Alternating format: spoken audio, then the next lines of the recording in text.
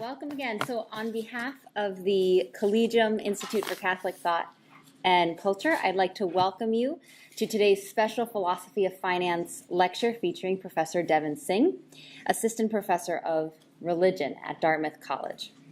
My name is Isabel Pereira, and I'm a political scientist and fellow in the Department of Medical Ethics and Health Policy, and I'm your moderator for today. I'd also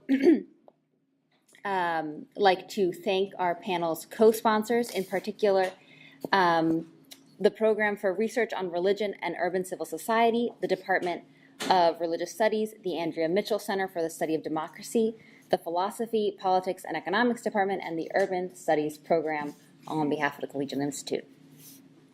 So this lecture is part of the program on the philosophy of finance, a new initiative of the Collegium Institute that aims to foster dialogue between economics and finance on the one hand, and philosophy, theology, and related disciplines on the other. We welcome practitioners, scholars, and students from all disciplines and look forward to a mutually informative conversation. It is a great pleasure to welcome Devin Singh to Penn, which I think is his first event at Penn. Professor Singh's award-winning scholarship on social theory, religion, and theology has received significant national and international recognition. In his recent book, Divine Currency, The Theological Power of Money in the West, Professor Singh demonstrates how economic ideas structured early Christian thought and society and offers crucial insight into why money holds such sway in the West. Scholars from across the disciplines have identified this work as a groundbreaking one. Today, we're very fortunate to hear about Professor Singh's newest project, Existential Scarcity, Debt and the Ideals of Natural Reproduction. Following his talk, we'll hear from Andrew Lamas, Professor of Urban Studies and Scholar of Poverty, Inequality, and Alternative Economy at Penn, and John Buckman, Moral Theologian and Scholar of Ethical Theory, Catholic Social Thought, and Economics at Collegium. But first, Professor Singh.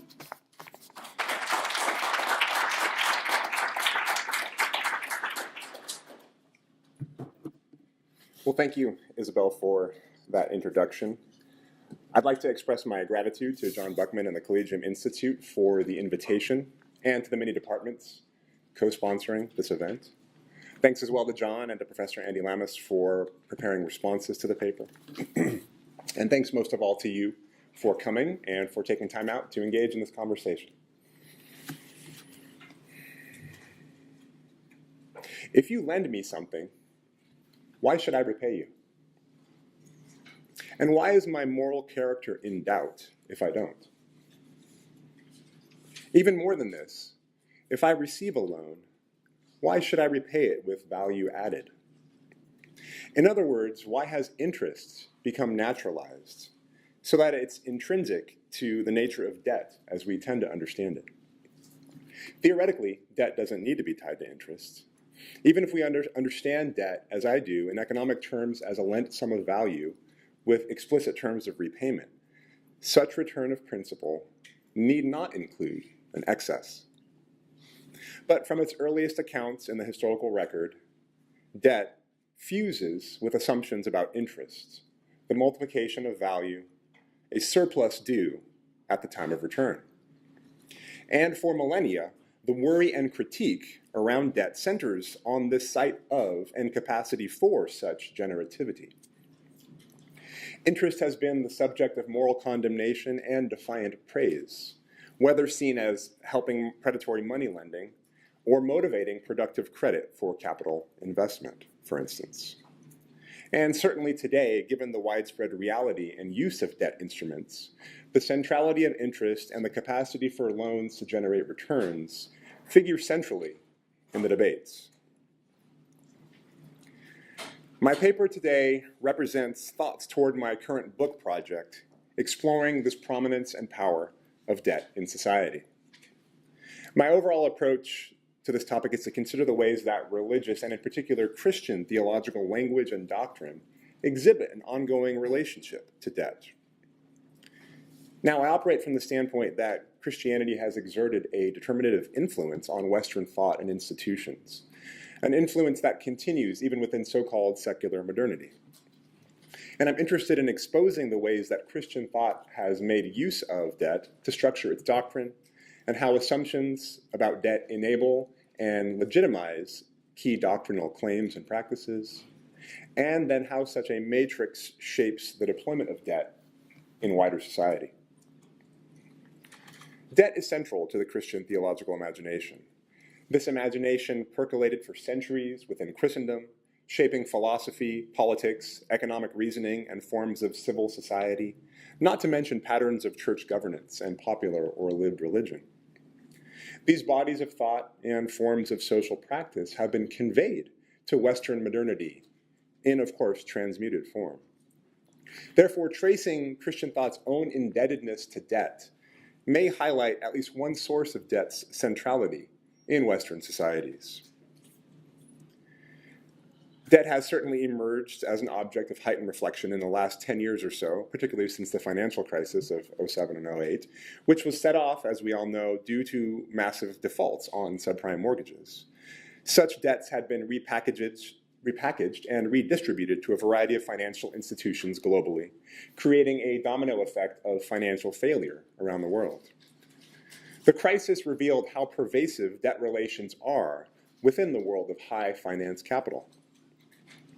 These days, student debt is at center stage as the next bubble and potential crisis, with record levels of student indebtedness in the US only mounting, with little relief in sight.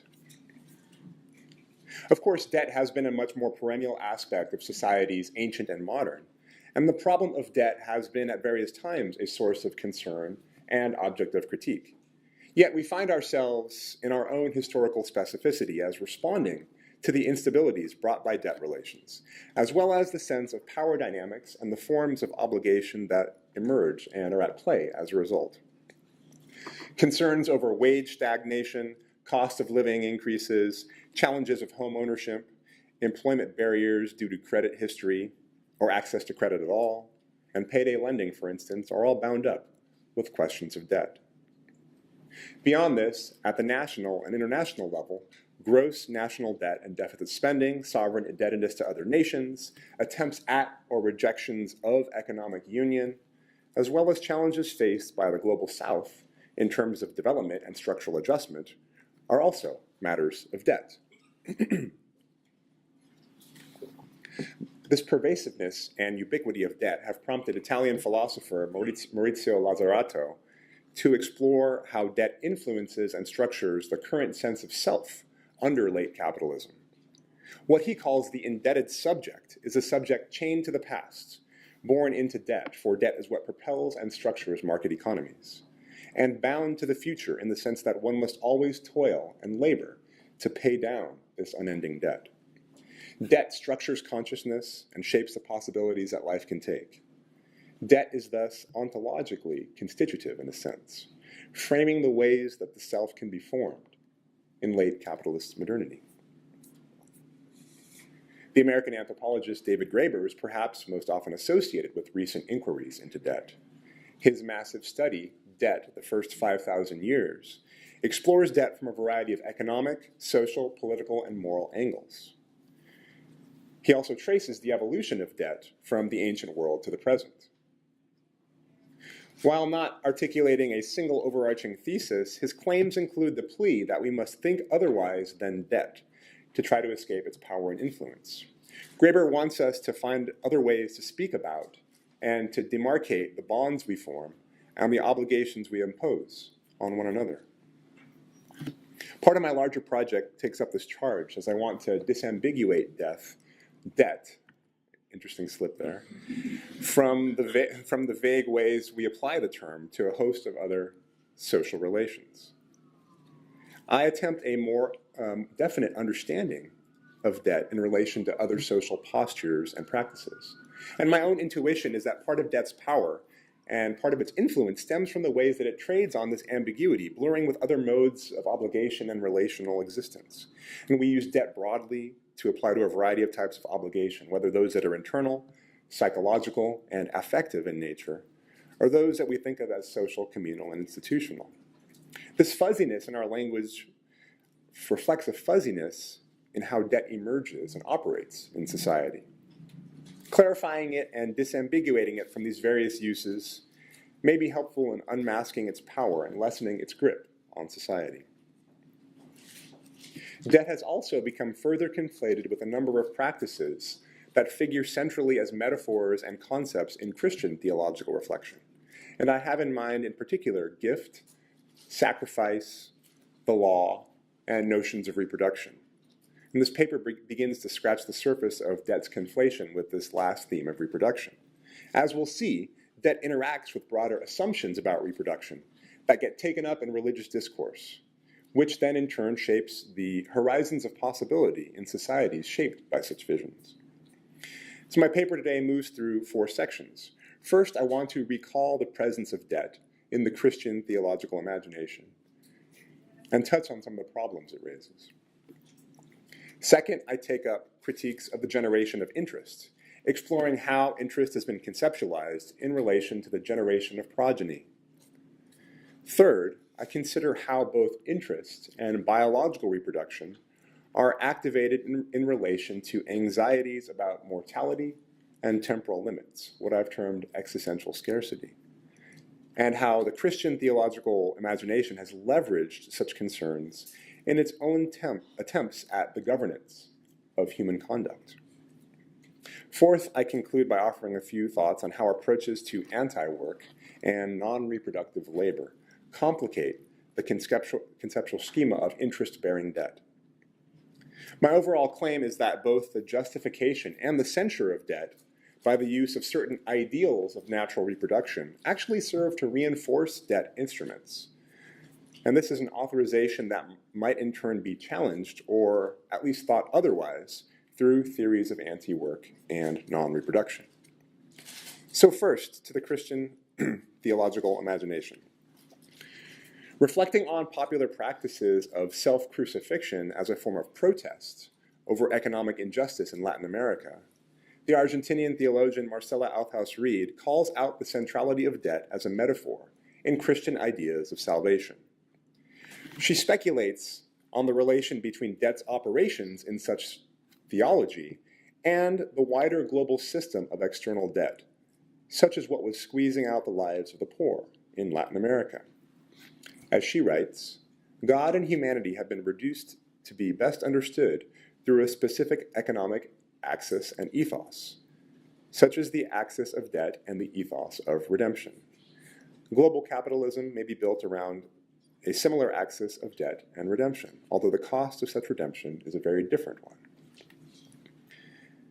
Althaus-Reid centers her critique on the logic of debt at work in narratives of redemption that form the heart of Christian theories of salvation.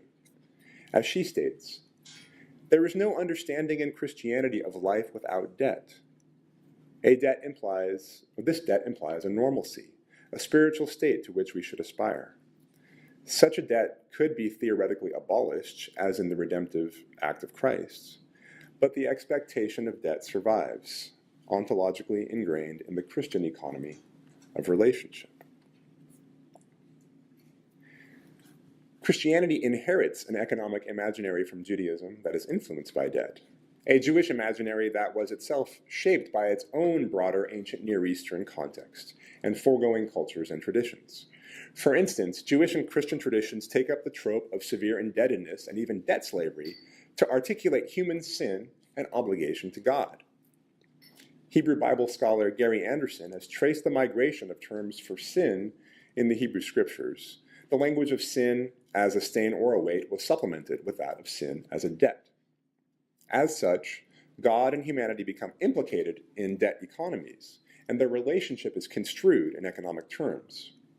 If the predicament of sin is described as a kind of debt, the solution will take on an economic hue, worked out in language of redemption and atonement as repayment.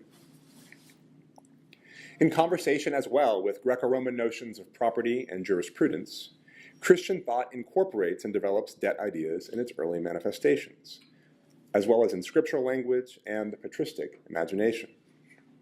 In my own work in Divine Currency, I explored how patristic thinkers such as Gregory of Nyssa use the troubling power dynamics found in debt relations to tell a story of divine victory over the powers of darkness.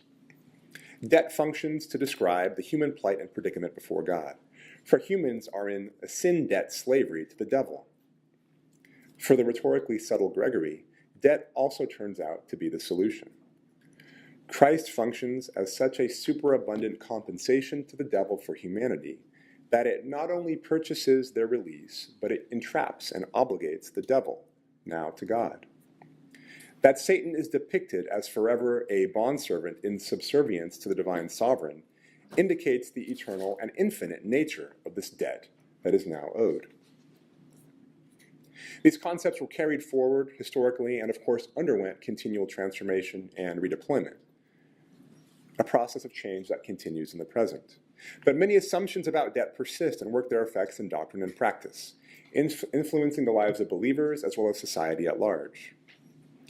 Even in various redefinitions of salvation over the centuries, we must take seriously the possibility that an economic logic of debt and compensation remains, and that it may have broader effects on social and political relationships, assumptions about the economy, and about value and exchange in general. This deep inscription of debt with language about sin and redemption also explains part of the associations between debt and guilt that energize our problematic moralizations around indebtedness. For, as I suggested at the outset, it shouldn't be immediately obvious that to be in debt implies one is morally guilty or suspect. The fact that it so often does suggests these long-standing interconnections. Debt's generative power, its capacity to compound and grow exponentially, is partly why it suggested itself as an appealing metaphor for these religious narratives. Not only could debt capture something of this unimaginable and uncontrollable capacity for sin to entrap and overtake the would-be pious believer, but debt invoked something of the exponential and limitless growth available to faithful children of God. To be born again meant to be born out of the chains of sin debt, but it also meant to be born into a trajectory of compounding returns of spiritual profit, as well as a new kind of obligation as a child of God. I turn now to this convoluted merger of themes of birth and compound growth with notions of debt. Now, debt has a clear historical relationship to labor and to reproduction. During the age of the first states in the so-called command economies of the ancient Near East, debt served to sequester and motivate labor, for labor power was a scarce resource. One purpose of lending, often at unseemly interest rates, was to secure bonded labor in the form of a debt slave or a pawn offered as collateral. While there are many forms that bonded labor and enslavement could take, and many ways that one could become a slave, one noteworthy form was imposed debt. The fact that we find records of absurdly high interest rates from 50 to 100% and even beyond suggests the impossibility of repayment and the presence of other motives, such as entrapping a permanently indebted labor force. In other words, even though we typically associate debt with extracting value through charging interest to add to this Lent principle, we need to keep in view that its early emergence made the expropriation of labor a key goal. The motives are different. In the former, I lend you money because I want to make more of it by getting you to repay me at interest. In the latter, I lend because I need you to do work for me, and I entrap you to do it for free under the guise of the loan. Given the importance of human labor power, it's also in this period that states developed tactics to confine and manage populations, making reproduction a central aim. As James C. Scott notes, the capture of women and breeding programs were key tactics for early states. Domesticating humans, along with livestock, was recognized as a secret to the successful maintenance of power. It's also in this period of transition from hunter-gatherer and subsistence economies to these agrarian regimes that we find the legal institution of patriarchy and property rights. Legislated reproduction, patriarchal succession, and the protection of property during generational transitions appear to work in tandem. My point here is that the earliest historical records that we have of formalized debt relationships appear to be bound up with efforts to coerce labor and to control reproduction in order to maintain access to labor power. Debt, labor, and reproduction are co-implicated.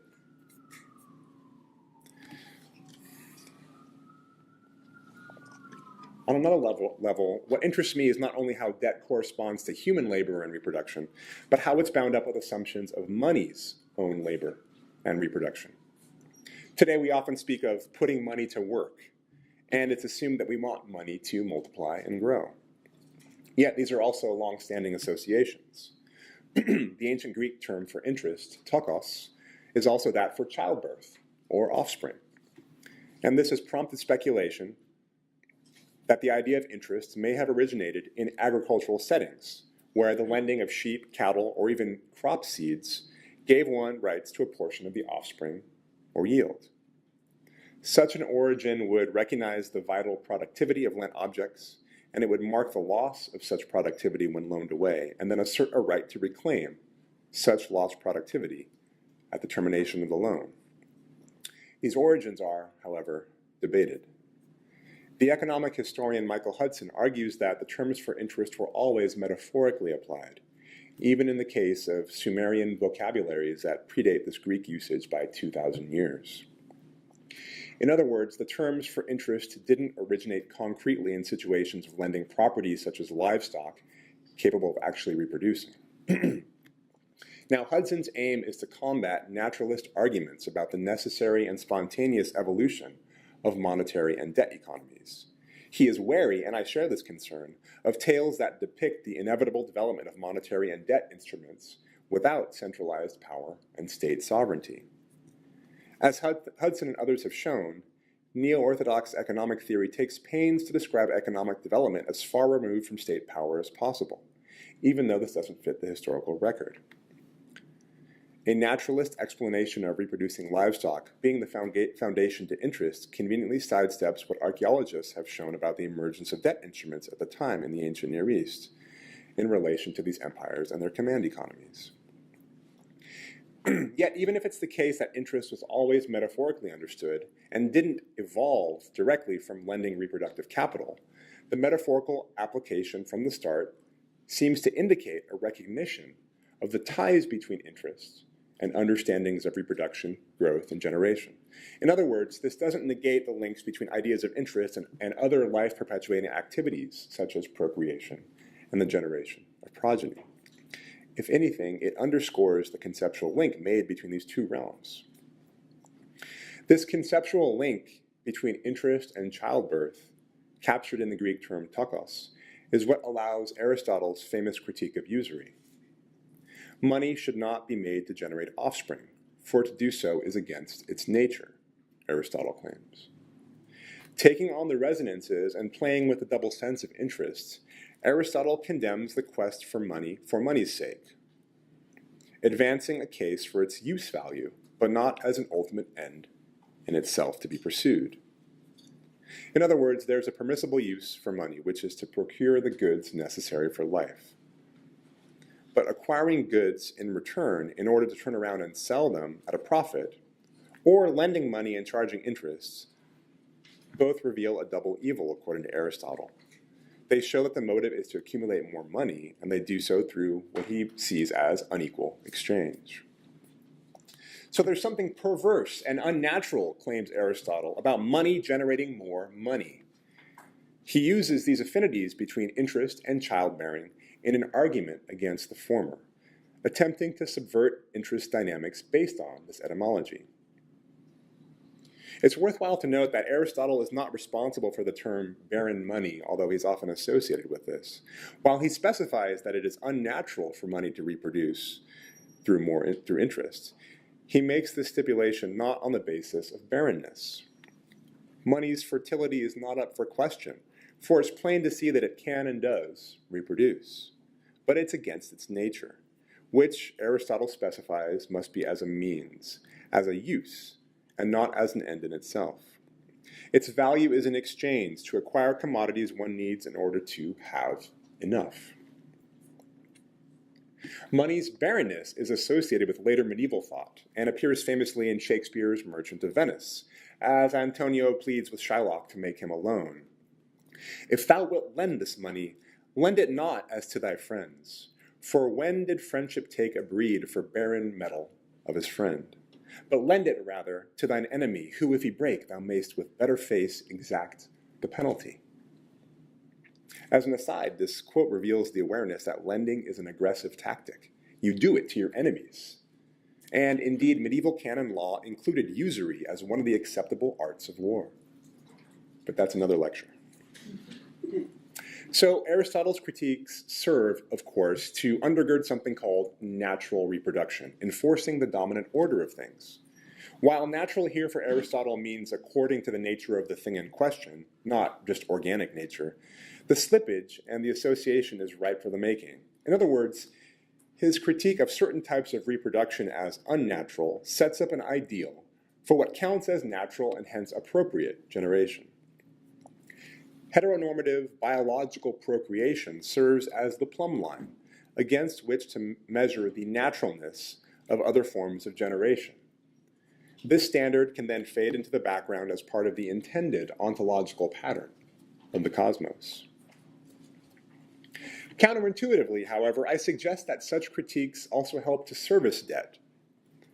Aristotle's argument only works if one agrees with the premise that it is contrary to money's nature that it reproduce.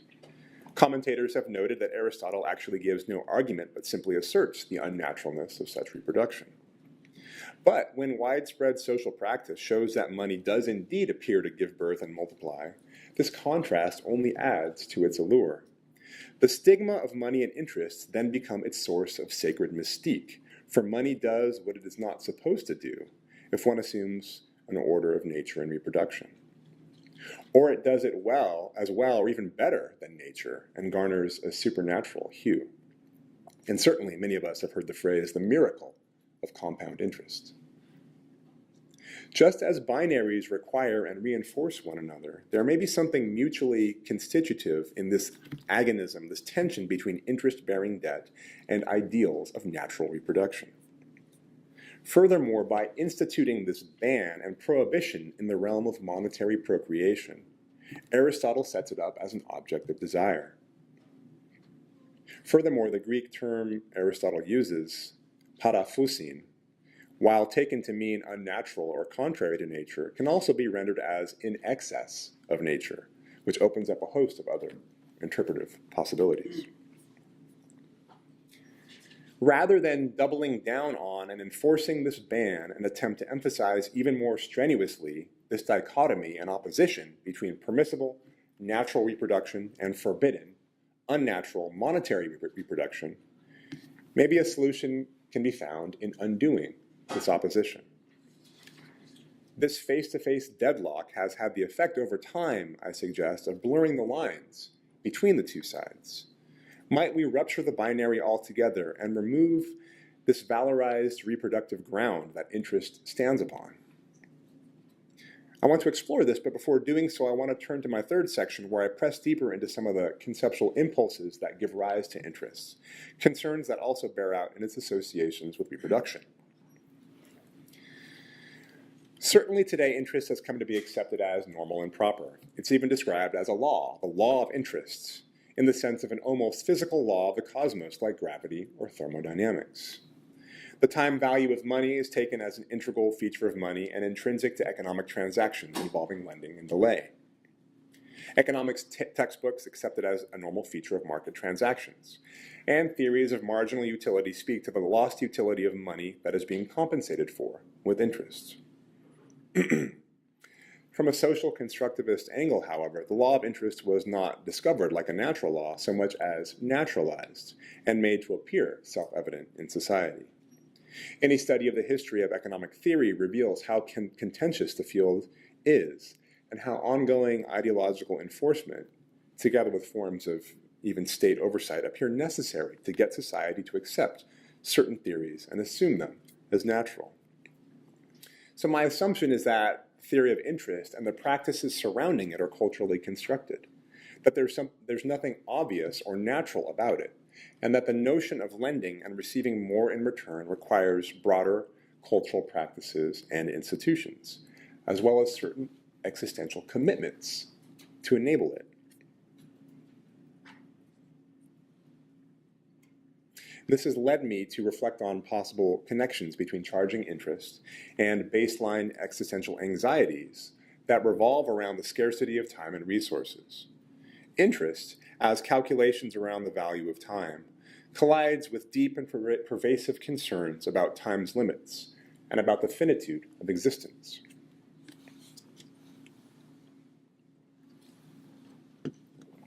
Interest exists because we are dying. As mortal creatures, beings toward death, the sense of limit and scarcity of time permeates the things that we take as our own, as objects of satisfaction and enjoyment, or as tools to shape the world around us. The same impulses that lead to hoarding, possessiveness, and accumulation fuel interest as compensation for the momentary loss of access to these goods when they're lent out. Interest exists because we are dying in the sense that my release of precious resources into your hands for a time deprives my access to and use of them for that same period. Barreling toward death, with the proverbial clock ticking, I require something in exchange for that lost time, that lost use or enjoyment. Interest's early links to this conception around childbirth and reproduction underscores, in my view, its links to anxieties around mortality and lost time. Interest, like progeny, is an attempt to rage against these imposed limits, to seek through forms of procreation greater permanence across time. Even without a sophisticated justification, such as Fibonacci's Liberabacchi with its algorithms for compound interest and the time value of money, this vague sense of time and value lost was enough to prompt early innovations in customs around lending. While we lack written records to document the inception of lending at interest, our earliest written records indicate that it was already an accepted and widespread practice at the dawn of writing. Cuneiform tablets in the ancient Near East dating to the 3000s before the Common Era include written agreements between individuals or institutions, such as the temple and its laborers, authorizing loans and promising to repay with value added. Our earliest forms of writing appear to have emerged as tabulation methods, scratches in clay to keep records of accounts that eventually evolved into ways to represent speech. Thus, interest, understood as some additional value upon the return of the sum or objects lent, serves to placate and compensate for this anxiety produced by the scarcities imposed by our finite existence. Such compensation has also taken the form of a surety or a pledge given in exchange for the loan and as a token of the promise to repay. Generally, such pledges themselves have been productive, taking the form quite often of family members given as slaves, or technically as pawns, to work for the lender and produce value, and hence also compensating for the lost value of what was lent. Interest thus requires some sense of ownership and possession, even if it doesn't require a full-fledged theory of private property. I also suggest that interest exists in so-called primitive communities with no clearly articulated laws of private property, but with clear demarcations of ownership and belonging. One cannot have gift exchange without some notion of possession, counterintuitive as it may seem. For gifts to be meaningful as gifts, possession in some sense must underwrite the transaction. Purely common ownership, utopian communism, negates gift exchange. Because returning gifts so often comes with expectations of value added, part of what anthropologists have reported as the how, or the spirit of the gift, this suggests an expectation of interest, however implicit. The longer the delay in return, the greater the value expected of the return gift. There's also evidence that in certain gift societies, failure to perform this adequate return had consequences, from shaming, loss of status, and exclusion from gift relations, to full ostracism from the community and hence the threat of starvation, or even capture and enslavement to the original gift giver. In other words, something like interest existed in these gift economies. This adds further evidence to some pervasive dynamic, even in non- or pre-monetary societies, to capture a sense of the loss of value experienced by the giver. In other words, such gift exchanges did not deem it appropriate to return a gift with an equal gift, but recognized some debt created that required value added. Failure to compensate adequately resulted in economic exclusion or a kind of debt slavery before the letter, working for the gift giver under the implicit obligations of the debt of the gift. This covert interest of the gift helps explain the common practice in the ancient Near East of forbidding, or at least condemning, charging interest to your neighbors, but permitting it for strangers. And of course, we find this in the Hebrew Scriptures. Neighbors, those of your own community, already exist in reciprocal relations, such that interest is implicit and accumulated in the give and take of the gift exchange. Strangers might not be beholden to your same mores, and may not even linger long enough to reciprocate. Hence, the need to make explicit the interest of the gift through lending contracts and interest agreements. One could count on community members to be there and return gifts, helping one perpetuate one's existence, whereas the stranger could not be assumed to participate in such obligations. Interest exists because we are dying, yet interest also exists because we are living. Our vitalism and the investment of life leads to the valuing of things of this world, of objects we claim. Without a commitment to existence, an investment in life itself, there would be nothing to reclaim, no value to conserve. Inasmuch as our existence as beings toward death produces anxiety based on the scarcity of time, our existence as beings toward life produces the investment in and valuing of the very time and objects we deem scarce. Investment of our own life energies in such objects weds us to them in ways that provoke anxiety or even affective pain when we're separated from them. Hence the need for compensation. Obviously, existential scarcity is fundamental and not tied only to lending or childbearing, and it brings into focus and becomes a source of value writ large as well. These etymological linkages to extending one's life through interest or childbearing also shed light on negative metaphors applied to predatory money lending, such as biting, the Hebrew neshek, used in the Hebrew Scriptures, or entrapment on a baited fishhook, used by both Basil the Great and Gregory of Nyssa in their sermons against usury. Both these metaphors deal in consumption, whether directly biting to consume your neighbor or hunting the destitute in order to catch and eat. Here, the flip side of interest is seen for the ways it extracts or consumes the life of the debtor. While interest might be attempted to be justified and pursued from the side of the lender in aiming to make up for that lost value, the inverse is this manifestation of extracting life value from the recipient of the loan. Part of why the Jewish and Christian ethical exhortation to lend at no charge was so radical was that it called for embrace of and acceptance of the scarcity of life, of mortality and loss of use, of freely giving up a portion of one's right to use and enjoy things possessed. And that is why it was so often wedded to talk of faith, to talk of God and eternal reward, whether in Hebraic wisdom literature, the Christian church fathers, or the medieval scholastics, for instance.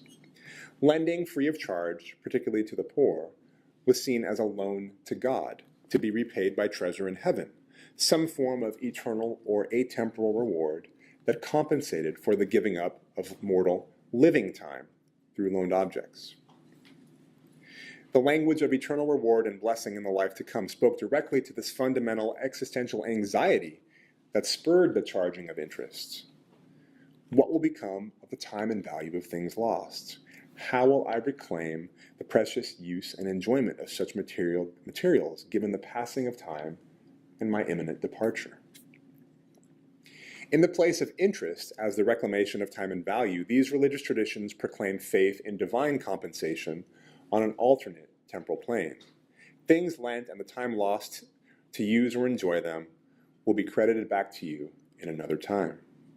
The reward for the faith required for this deprivation is that the the temporal dimensions of this repayment are infinite now and allow you to enjoy an infinite return on things lent.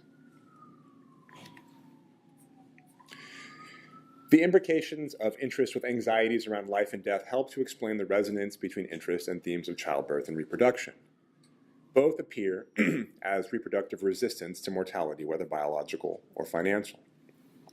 This is also why, for many early Christian ascetics, lives of almsgiving and financial simplicity were deeply bound up with an appeal for virginity and celibacy. The call toward this radical divestment of material resources was recognized as being as challenging as the call toward celibacy. Many were called, few were chosen. Yet both moves, in their own ways and in tandem, issue a double commentary on the anxieties around life, mortality, imminent death, and the scarcity of time. They put the question to the would-be disciple: what do you value, and whom will you trust with your life and mortal ends? Will you act as most act to conserve your life, making up for lost time value by charging interest, or will you relinquish it as a gift?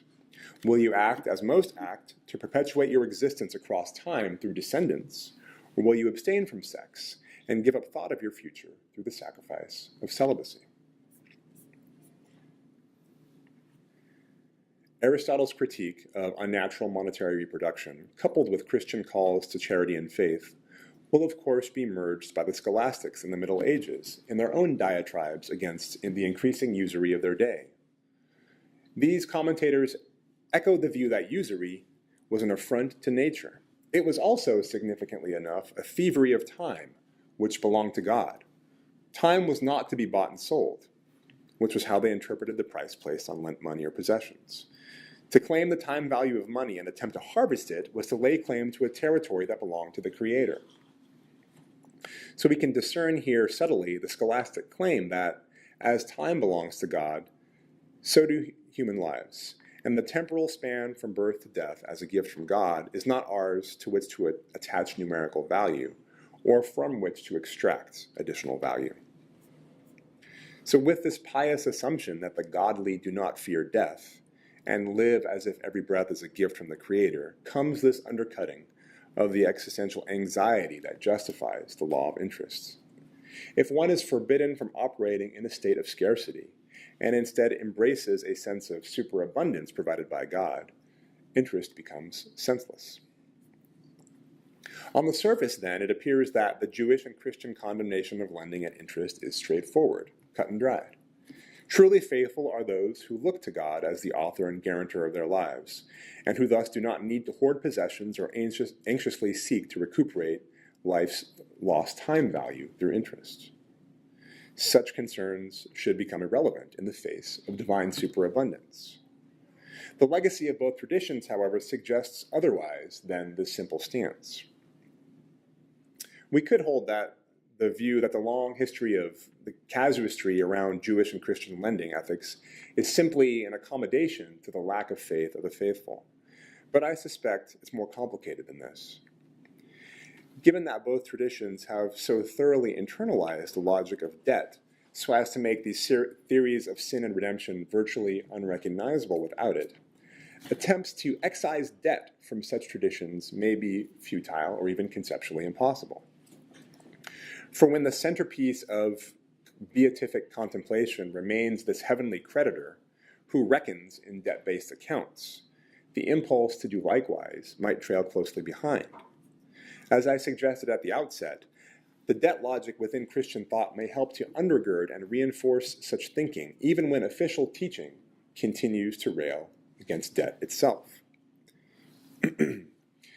The Christian aesthetic discourse on virginity and celibacy is noteworthy in that it cuts against strong reproductive ideologies in Judaism and Christianity. It functions as a type of immanent critique within these traditions, subverting what is taken as the natural order, heterosexual pairing, the divine injunction, be fruitful and multiply, and the promise of blessing for such obedience. As we've seen, this ethic is often coupled with the refusal of imposing debt, giving up the charging of interest, and converting loans into non-reciprocal sacrificial gifts. The shortcoming of such systems is that they still trade conceptually on the logic of debt, extrapolating debt cosmically and eternally, and projecting the return on their loans onto a heavenly sphere. While such ethical exhortations can and have fueled innumerable acts of sacrifice and gifting that may undermine the power of debt in society, their habitation of a Christian debt-based imaginary has arguably still aided the perpetuation and dissemination of debt logic. So I want to turn in closing in this fourth and final section to a consideration of challenges to reproductive logic more broadly. And I'm interested in how theories of anti-work and attention to social reproduction, as well as non-productive or non-reproductive labor, may offer fruitful conversation partners. And I'm referring to a diverse set of conversations that draw on sources like the autonomous tradition, as well as Marxist feminisms and queer theory. At their most nuanced, such views pay heed as well to racialization and are always set into a world systems context such that post and decolonial concerns are considered. And while I can in no way do justice to the diversity of these views here and the important internal debates among them, I want to highlight a few themes of relevance. Marxist feminisms have drawn attention to the centrality of invisible reproductive labor for capitalism, that inasmuch as production was the central fulcrum for classical Marxian analysis, reproduction was the unseen foundation that sustained living labor. This helps to highlight the ways that ideologies of natural reproduction work together with certain economic modes of production, such that childbearing humans and childbearing debt directly coincide. Nancy Fraser highlights the work of social reproduction as one of several background conditions necessary for the perpetuation of capitalism. Yet capitalism fails to recognize and name this as labor. Childbearing and child-rearing, housework, elder care, and various forms of affective labor are necessary to reproduce capitalism's laborers. Yet such activities are typically unwaged and thus unmarked as labor. One set of tactics work to get wages for housework, and so to draw in and make visible the productive labor of reproduction. Another trajectory, in conversation with Italian autonomist thinkers, rejected making productive labor the litmus test of legitimacy. It resisted the inclusion of reproductive labor within the sphere of capitalist value at all, and instead it sought to dethrone work and productivity as defining features of the human, as capitalism would appear to have it. These moves problematize the links between reproduction, labor, and production, and attempt to recover a broader sense of human reproductivity from the ways it's been commandeered for the narrow generation of capital. Furthermore, certain critiques from queer theory have drawn attention to reproductivism itself as an imposed heteronormative identity. Lee Edelman, for instance, famously argues against what he calls reproductive futurism, which signals the investment made in realizing one's value in society through childbearing, a process that Edelman sees as exclusionary. This ideal orients one to the future and toward biological reproduction, but also signals a narrowing of the horizons for what counts as life. Together with debates about hope and utopia in queer studies, such approaches have served to foreground the role of futurity and question the necessity of participation in this temporal generation and reproductive labor at all. As such, they represent one set of responses to the anxieties of scarce existence, anxieties that project childbearing and interest as ways to extend or recoup lost time. Such a view challenges the assumptions that procreation as perpetuation, whether of the self or society, should rank as high as it does in the scale of human ideals. While these approaches have done much to show the connections between reproductive ideologies and capitalism, and thereby the role of the human as laborer in the economic order, I'm interested in extending them to a critique and evaluation of money itself as interest-bearing debt. Highlighting and potentially disrupting the reproductive logic of money through a dismantling of reproduction itself may offer new challenges to the power of debt. My thoughts in this regard remain inchoate, but upon first blush, it appears that the negation of reproductive ideologies could offer a critique of assumptions about the reproductivity of interests. Schematically, rather than using natural reproduction as a foundation by which to critique unnatural interests, as we saw in Aristotle, and thereby provide a naturalistic foundation for debt, what happens when we denaturalize reproduction and remove it as a foundation of legitimacy? Might this disarm the ideology of reproduction, making it less of a horizon for which money yearns? For, thanks to Aristotle's divide and prohibition, money is always trying to reproduce in order to mimic real birth. Money's reproduction might then no longer be considered unnatural, but ultimately useless. When reproduction has become de-instrumentalized, it exits, theoretically at least, this orbit of use value and utilitarian operativity. When both productivity and reproductivity are undermined as normative ideals, the purposes of lending and uses of debt transform. To return to Marcella Althaus Reid's critique of Christianity's debt economy, I note that for her, the solution is what she calls an affective economy of love and care. For her, other forms of reciprocity outside the debt relation can be marshaled to combat debt centrality. Her solution remains under-theorized and not fleshed out, but I think my work may be one attempt to explore it more fully. The forms of affective labor, social reproduction, and non-reproductive value that I've invoked may be included in this approach that decenters reproduction as natural and essential and incorporates other motivations for relationality. In closing, I think it may be worthwhile to name a potential elephant in the room, and by doing so, aid our conversation together. I've been invited here by the Collegium Institute for Catholic Thought and Culture. Catholic thought has traditionally been a champion of birth and reproduction, has condemned non-reproductive sex as lust or sodomy, and has made rather central use of Aristotelian thinking to boot. Catholic social thought has also made important contributions to valorizing labor and making work part of what human dignity entails.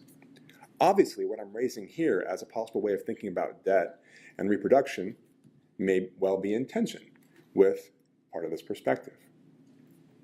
On one hand, I'm supporting interventions that recognize the destructive power of debt, and these impulses draw on Greek thought as well as ancient Near Eastern ethics, the Hebrew and Christian scriptures, as well as aspects of Catholic social teaching. On the other hand, I'm questioning whether the doubling down on this reproductive ideal is the most, productive way forward. I'm also echoing concerns that making work central to human identity and human value may actually serve the interests of the master more than the laborer. And if human work is valorized, money's labor follows closely behind. As I've suggested, history hasn't borne out proof that this approach of oppositional condemnation is effective, since usurious lending has only increased, continuing to grow with money reproducing less like humans and more like rabbits. It's also worthwhile pondering why it is that medieval monastic communities, where much scholastic teaching against usury centered, were also the sites of the most creative ferment and innovation around debt instruments. It was the monks who gave us the mortgage, after all. In critiquing the ideology of reproduction, I am not rejecting life or rejecting actual procreation. I'm trying to change the terms of engagement to get out of this natural versus unnatural binary and remove this idealization of something called reproduction, to disarm the ways debt can trade on this reproductive imaginary, even as its opposite or its shadow side. There are concerns that ideologies of reproductivity and what counts as natural might actually help debt proliferate. Part of the problem in our day and age, given the disproportionate dominance of finance capitalism, is that money seems to be doing too much work. Maybe it's time to let money rest and stop working so much. Of course, what this shows is that because money is, as we know, a motivator of labor and signifies labor power, it's really us who have been working more. But the call to anti-work and the challenge to reimagine the place of labor in human communities must be thought together with the labor that money undertakes. And perhaps a Sabbath rest for humanity may indeed need to be orchestrated in tandem with a Sabbath rest for money. Thank you.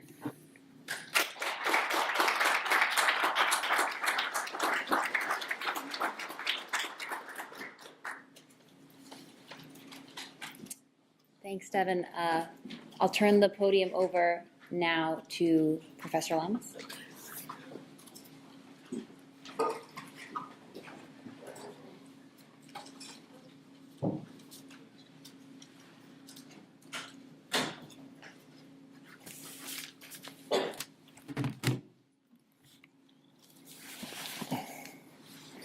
I'm a Southerner. I have to talk with my shoes off. I'm sorry. Speaking of scarcity, geez, we end at 1:30, and I have 5 minutes, right? Okay.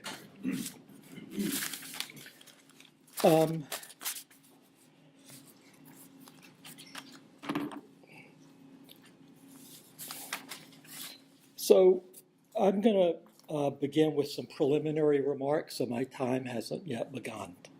Okay? I think if you tell me, can you hear me?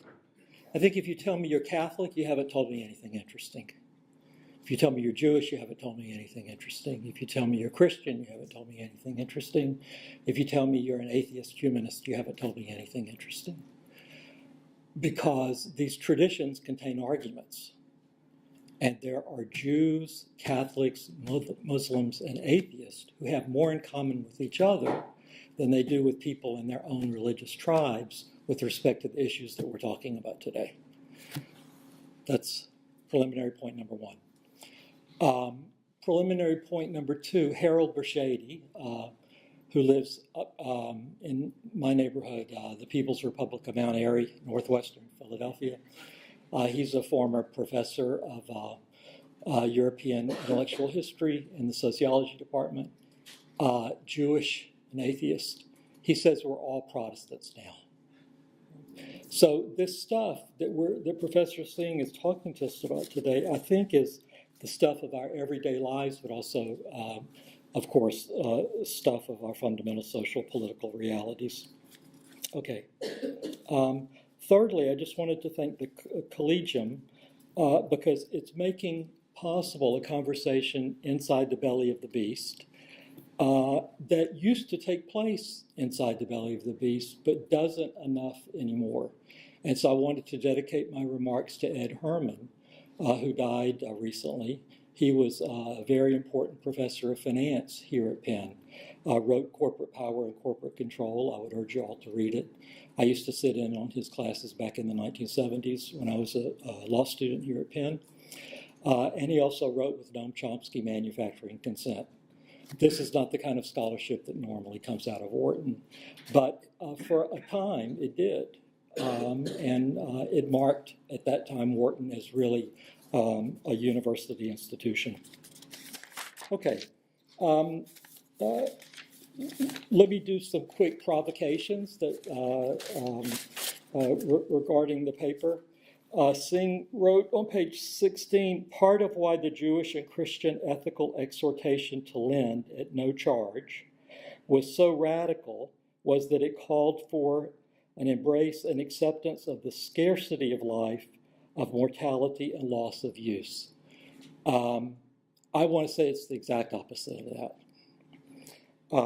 That I would rewrite the sentence as part of why the Jewish and Christian ethical exhortation to lend at no charge was so radical was that it called for an embrace and acceptance of the abundance of life here on earth and in the eternity of beyond. Now, I think that's actually suggested in the paper,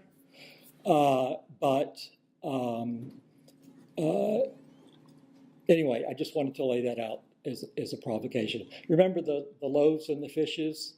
You know, and the disciples were worried, well, what if more people show up than we were planning? And Jesus, there's enough.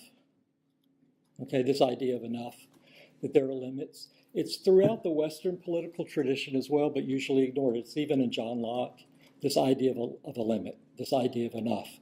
It's not part of the banner of this school. But it's deep in our traditions that there's a resource there for liberation. Okay. I also wanted to provoke on the question of time. I don't think time is time. I think there's the master's time, and then there's God's time, and that can be made into a human institution, and that's what Shabbat was all about. That's what Sabbath was all about.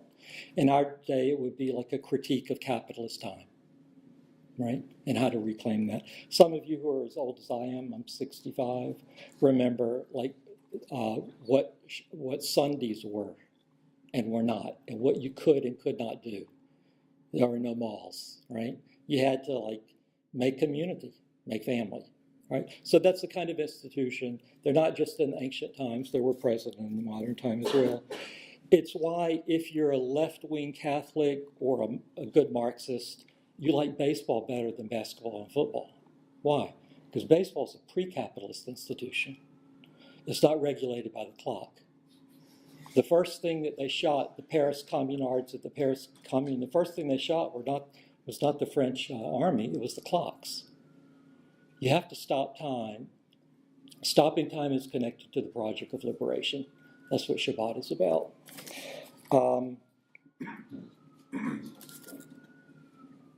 And then the final punchline, I think, and this is suggested by Jewish theology, by the early Christian community, as Professor Singh mentions, by Maimonides and his critique of philanthropy, all the way up to the modern day. There's no way around the problems with debt without creating commons institutions. There's no other way around it, and I think that's sort of my punchline. If you're making me dwell within a capitalist reality and not thinking about the commons, I would think in this sort of complicated way about debt. A person can take a hammer and kill somebody, or they can build a house. If you accept that analogy with debt, then you come up with the idea that there's good debt and bad debt. From the capitalist framework, if you took a C- student in finance at Wharton, they would tell you good debt is debt that enables you to build capital. To put it another way, to advance your net worth. Right? What you own minus what you owe equals your wealth or your net worth. Okay? So when I borrow in a way that makes this equation positive, that's good debt. When I borrow in a way that produces debt slavery, that increases my liabilities over my assets going forward, that's bad debt. Right? So I think in the capitalist context, even we can think about debt in that sort of a subtle way. I'm done. One wrap. Okay. Let me do a wrap-up comment. Yeah. So a good wrap-up comment would be connecting the Jewish, Christian, Muslim traditions to a remark that Warren Buffett made. Warren Buffett is in a group of millionaires and billionaires who support high inheritance tax, right? And his argument goes like this: if I were born, Warren Buffett, I wish. If I were born in a rural village in Pakistan with my genetic inheritance, there's no way I would have become the billionaire that I have become. Why? Because yes, I had a lot to do with generating my wealth, but society had even more to do with it. So the idea that he's a confirmed capitalist, but believes there should be a heavy inheritance tax, because without it, it generates inequalities that the society can never escape from. Okay? This is very similar to the ancient Jewish idea that was adopted by the early Christians of the Jubilee year. It's as pragmatic as Shabbat. Shabbat says, okay, fine, do capitalist time 6 days a week. But we have to remember the promise of liberation. And we can only remember it if we practice it. And we're going to practice that 1 day a week. We're going to do that also with letting the land lie fallow every 7 years. And every 7 times 7 year, we're going to have the Jubilee. And what happens? We cancel debts. The slaves are set free and the land is returned to its original owners. So I think our challenge is to find ways to give material, contemporary expression to these ideas, to acknowledge the situation that we're in as humans and the institutions that we have, that we're going to be producing and reproducing inequalities, but the notion that there's a limit and that there's enough. And I'll end with praising a Wharton grad. We can end with the modest step of invoking the idea of Warren Buffett, that yes, run the race, win, collect more toys than anybody else, but a steep inheritance tax to let other generations have a chance to do the same. Okay.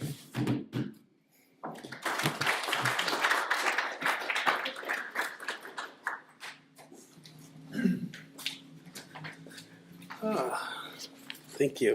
So I'd like to thank Devin Singh for his brilliant paper, and also Andy Lamas for his response to these provocations. I'm especially grateful to Devin because he's kindly pointed out some fundamental disagreements between us, which gives us the opportunity to actually have a genuine conversation instead of speaking past each other. Now, I'm going to focus in these brief remarks on the normative import of nature, and its viability for economic and financial ethics, so the real thrust at the end. But because I think this paper has very important things to offer for everyone, I'll also say a few words about how the project or the paper could aid a constructive project that takes nature as salient for normative inquiry, which is to say why an Aristotelian should be really happy that this paper was written, and generally the book that preceded it. So while historicism, social constructivism, or whatever we want to call the recognition that important features of our moral universe depend on human agency and culture, whatever we want to call that, and there's a lot of terms it goes by in the multiple valences, a lot of people think that is presented as the enemy of moral naturalism, but that's not so. Rather, it's crucial to a moral naturalist's engagement with any social or systemic evil that things can be otherwise. Historicism is an entailment of human freedom and a precondition of hope. And this commitment is actually affirmed within Catholic social teaching, although it's not widely recognized as such. Particularly if you go back to the 1931 papal encyclical, these are authoritative documents, Quadragesimo Anno. Now, the ghostwriters engaged heavily with the German historical school of economics, thinkers who are also sources for the genealogical works that Devin's paper is drawing on. So people like David Graeber go back to the historical school of economics. And I say that because I think it's important to realize that there are common intellectual sources. And so that gives one reason why Catholics, and really anyone of goodwill, would benefit from engagement. There we go. So we have that. But the moral naturalist is committed to one additional qualifier. And I think this is important. While things can be otherwise, they cannot be anywise. Which is to say that there are a variety of constraints placed upon all of us, many of which relate to our human finitude. To be more precise, while I can flourish in a variety of ways, and while I can even choose many of the ways in which I want to flourish, I can't choose to flourish in any way. Some forms of existence, some habits, some actions are inherently contrary to my flourishing, while others seem to be common threads across all the various instantiations of human flourishing that we can conceive of. And so I use the term nature specifically to describe those things. And while ethicists have used biology and economics in ways that are harmful to human flourishing, my hope is that both disciplines, when functioning properly and when properly engaged, can contribute to the pursuit of human flourishing. They help us to get the empirics. At the same time, historicist critiques are useful for the purification of those disciplines and the ethical uses of them, or the use by ethicists. I shouldn't call those ethical because they may or may not be. That's the question. And we could say more on the theory side, but today we're talking about debt. And in short, I think this lecture has helped us to see a mistake in Aristotle's theory of money. Now, the recall for Aristotle, as was mentioned, money is fundamentally unnatural. And the term nature can have a variety of valences, so we need some more clarity. It is true that Aristotle sees money as artificial, as a tool created by humans. But languages are also tools, and a good Aristotelian would see the faculty of language as natural, and particular languages as contributing to human flourishing. Money is unnatural in a different way. It's unnatural because it is ametaphysical, or if you prefer, teleological. That is, it runs roughshod against the notion that the world is a world of purposes. And it runs contrary, quite frequently, to human flourishing. Now, why is this? It's because money is an empty signifier. Money can be exchanged for anything. And because it can signify anything, it signifies nothing. So it's an empty signifier, an empty end. You aim at nothing when you pursue it. There's no purpose to the pursuit of money. And this, in my view, makes it rather different from any of the tools, or at least the majority of tools that humans create.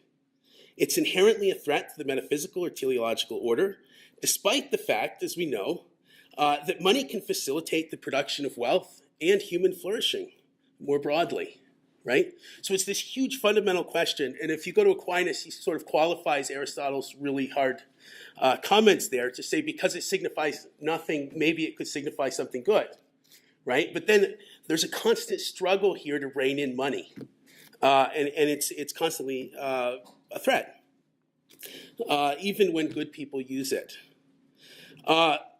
Now, when Aristotle speaks of money as having a nature in his critique of debt, and even more so when he says that it has a nature that has some sort of normative import, it's not clear what he means. In fact, I think this is problematic. Why would a threat to the order of purposes have a proper functioning? Wouldn't it be better to recognize the inherent dangers but also potential promises of money and to think about all of this in terms of human flourishing instead of turning to this claim about nature?